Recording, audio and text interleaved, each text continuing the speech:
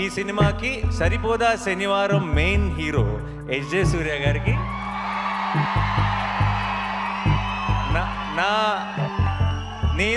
నేను జెన్యున్గా చెప్తున్నా, నేను ఒక ప్రేక్షకుడిలాగా ఎంజాయ్ చేశాను ఆన్ లొకేషన్ ఆయన పర్ఫార్మెన్స్ చూస్తూ. అండ్ నేను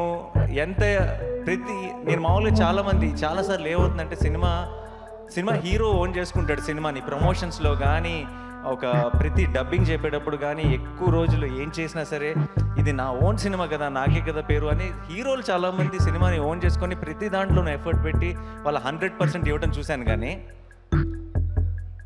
హీరో కాకుండా ఇంకొక క్యారెక్టర్ సినిమాలో అంత డెడికేషన్ లేదంటే అంత మ్యాడ్నెస్ చూపించడం నేను అన్నిట్లోనూ పార్ట్ అవుతా, నేను అన్నిట్లోనూ నా 100% ఇస్తానని చూడటం SJ Suryah గారితోనే.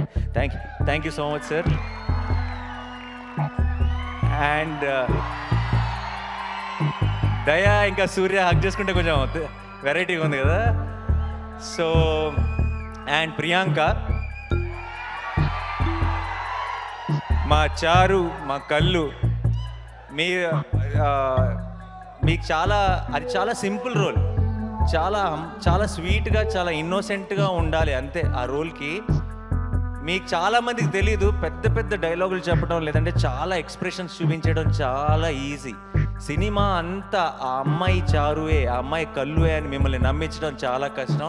And I think ఆ చారు కళ్ళుని మీరు ఎంతగా ప్రేమలో పడ్డారంటే దానికి ప్రియాంక కారణం. అండ్ అది ఎంత కష్టమో యాజ్ అన్ యాక్టర్ ప్రేక్షకులకి చాలాసార్లు క్యూట్గా ఉంది అంతే కదా అని అనిపించవచ్చు, కానీ ఆ పర్ఫార్మెన్స్ ఎంత కష్టమో యాక్టర్గా మాకు తెలుసు. Thank you so much Priyanka for being a part of Saripodhaa శనివారం.